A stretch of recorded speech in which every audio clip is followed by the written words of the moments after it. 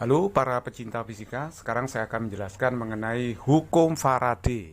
Hukum Faraday itu berbunyi GGL induksi dapat ditimbulkan oleh perubahan flux magnetik. GGL itu singkatan dari gaya gerak listrik. Itu sama aja dengan beda potensial listrik atau tegangan listrik. Jadi kalau misalkan saya ini punya kumparan dengan N lilitan, kemudian dimasuki medan magnet seperti ini, maka pasti kumparan ini akan menerima medan magnet lebih banyak. Karena medan magnetnya berubah, maka otomatis flux magnetik yang diterima kumparan juga akan berubah. Nah, perubahan flux itu akan menyebabkan GGL induksi pada ujung-ujung kumparan. Ingat bahwa yang namanya flux magnetik itu dirumuskan BA cos theta. Nah, kalau ingin lebih dalam pelajari flux magnetik, silahkan melihat video saya sebelumnya ya. Nah, itu sudah saya bahas panjang kali lebar. Banyak sekali contoh soal di situ ya mengenai flux magnetik. Oke, nah sekarang kita lanjutkan. Jadi sekali lagi, karena kumparan tadi menerima perubahan flux magnetik, sehingga pada ujung-ujung kumparan itu timbul GGL induksi atau GGL imbas. Nah, GGL induksi itu bisa ditulis dalam dua rumus. Yang pertama adalah rata-rata, yang kedua sesaat. Jadi kalau rata-rata itu digunakan untuk menghitung GGL dengan perubahan flux yang berhingga dalam selang waktu tertentu. Kalau sesaat itu pada T tertentu. Nah, GGL induksi rata-rata ditulis sama dengan min N delta flux per delta T. Lihatlah di sini, kalau ada perubahan flux, maka akan muncul GGL. Tidak ada perubahan flux, tidak akan muncul GGL. Merubah flux itu dengan cara bagaimana? Tidak harus komponen BA theta itu berubah semua. Cukup mengubah salah satu komponen, maka fluxnya akan berubah. Nah, karena ada perubahan flux, nanti muncul GGL pada ujung-ujung kumparan. N ini menyatakan lilitan kumparan. Delta T ini berapa lama flux itu mengalami perubahan. Jadi semakin cepat berubah, maka GGL akan semakin besar yang muncul. Semakin besar jumlah lilitan, maka automatically GGL pada ujung-ujung kumparan itu juga akan muncul lebih besar. Loh, kok ini muncul tanda min? Tanda min itu maksudnya apa? Tanda minus itu maksudnya adalah konsekuensi dari hukum Lenz, bahwa B induksi yang ditimbulkan arus induksi di dalam kumparan selalu melawan perubahan dari B eksternal. Nah, kalau dalam kasus ini B eksternal itu ditimbulkan oleh magnet batang. Jadi kalau magnet batangnya ini didorong masuk, maka medan magnet yang diterima oleh kumparan membesar, sehingga B induksi itu akan bersifat mengurangi medan magnet eksternal yang membesar tadi. Nah, karena berlawanan seperti itu, makanya di sini tandanya minus. Nah, kalau ditulis sesaat, berarti epsilon itu minus N turunan flux terhadap waktu. Jadi ini ada unsur diferensialnya, d flux per dt. Artinya flux ini diturunkan terhadap waktu.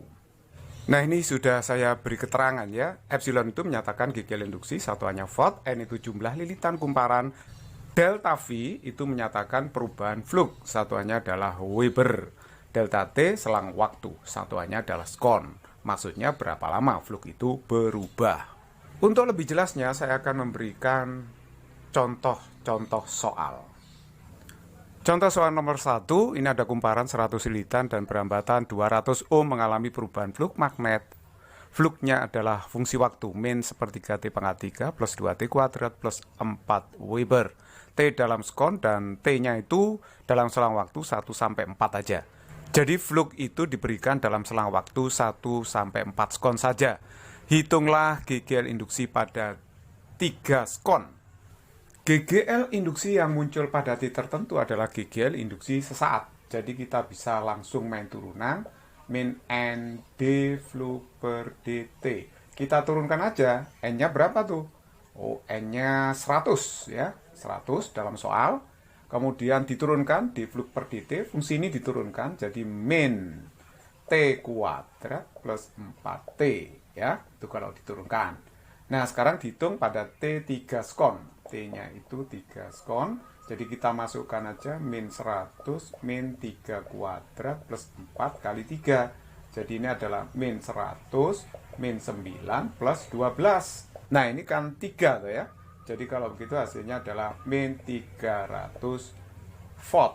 Jadi kalau begitu GGL yang muncul pada T3 skon adalah 300 volt. Tanda min itu hanya konsekuensi dari hukum Lenz. Pertanyaan yang B, GGL induksi dari T1 skon hingga T3 skon. Caranya kita hitung dulu delta T selang waktunya adalah 3 dikurangi 1 yaitu 2 skon. Lalu fluk pada T1 skon dihitung.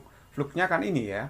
Jadi kita masukkan aja min 1/3 kali 1 pangkat 3, 2 kali 1 kuadrat ditambah dengan 4. Jadi kalau begitu ini hasilnya adalah 6 dikurang 1/3. Nah, terus kita hitung fluk pada T akhir 3 skon. Jadi kita masukkan ke persamaan ini min 1/3 3 pangkat 3 2 3 kuadrat plus 4. Jadi ini hasilnya adalah min 9 ditambah 18 ditambah 4. Berarti 22 dikurangi 9. Itu hasilnya adalah 13. Lalu hitunglah perubahan fluknya, yaitu fluk pada 3 skon dikurangi fluk pada 1 skon. Jadi ini 13 dikurangi 6 min 1/3. Nah, ini hasilnya adalah 7 1/3. Atau ini boleh ditulis 22/3. Sehingga GGL-nya adalah min N kali delta fluk per delta T sama dengan min N-nya 100, delta fluknya 22/3, lalu kita bagi delta T-nya 2. Berarti ini min 1100 dibagi dengan 3. Nah, ini kalau dihitung hasilnya adalah min 366,7 volt. Jadi GGL rata-rata dari selang waktu 1 sampai 3 skon adalah 366,7 volt. Nah, pertanyaan berikutnya adalah GGL induksi maksimum. Kalau GGL induksi maksimum, kita harus cari fungsi epsilonnya dulu ya. Nah, tentu saja ini pakai turunan. Jadi min N di fluk per dt. Ayo kita turunkan. N-nya di situ adalah 100 di fluk per dt.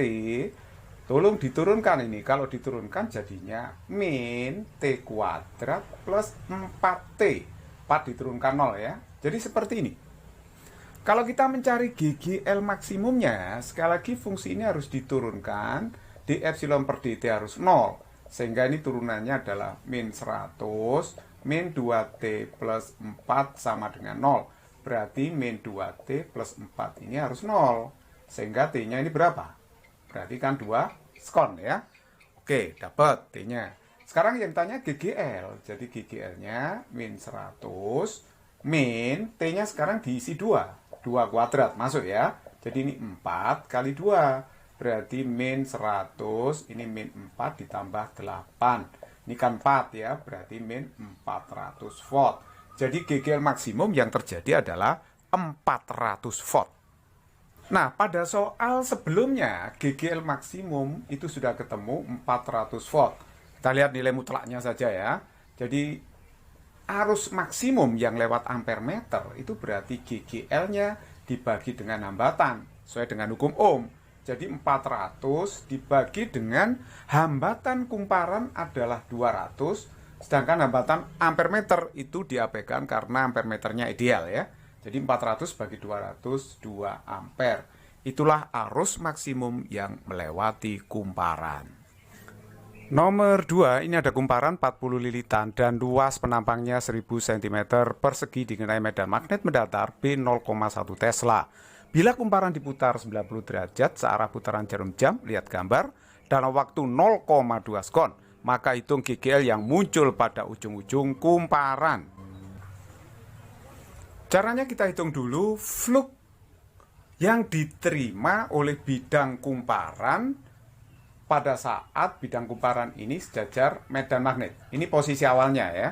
Jadi kalau begitu, lihat B ini tegak lurus dengan normal bidang, sehingga sudutnya adalah 90 derajat. Sehingga fluk yang diterima pada keadaan yang pertama ini adalah B kali A kali cos theta. Jadi cosnya itu 90, sehingga tentu saja ini hasilnya adalah 0. Nah, setelah diputar posisinya vertikal seperti ini, nanti normalnya ke arah horizontal. Sehingga untuk posisi yang kedua, sudut antara B dengan normal itu adalah 0 derajat. Jadi fluk yang diterima oleh bidang kumparan pada posisi kondisi kumparannya vertikal seperti itu adalah BA cos theta. Tapi tetanya 0 ya. Karena tetanya 0, cos 0 itu 1. Cukup ditulis BA saja. Nah, B-nya di situ adalah 0,1. Luas kumparannya, luas penampang kumparannya 100 cm persegi. Ini sama aja dengan 10 pangkat min 1 meter persegi. Jadi kalikan 10 pangkat min 1, hasilnya 10 pangkat min 2 Weber. Sehingga perubahan fluk yang terjadi dalam kumparan itu adalah fluk 2 dikurangi fluk 1. Ini berarti 10 pangkat min 2 dikurangi 0. Berarti 10 pangkat min 2 Weber. Sehingga GGL yang muncul pada ujung-ujung kumparan adalah min N kali delta fluk per delta T. N-nya jelas itu ya, 40 lilitan. Delta fluknya 10 pangkat min 2. Delta T-nya di sini adalah 0,2. Jadi kalau begitu ini berapa? Berarti kan 2 volt. Ya, itulah hasilnya. Soal nomor 3, ini ada kumparan 100 lilitan ditembus medan magnet 0,1 Tesla tegak lurus penampang kumparan. Dalam waktu 0,5 sekon medan magnet menghilang.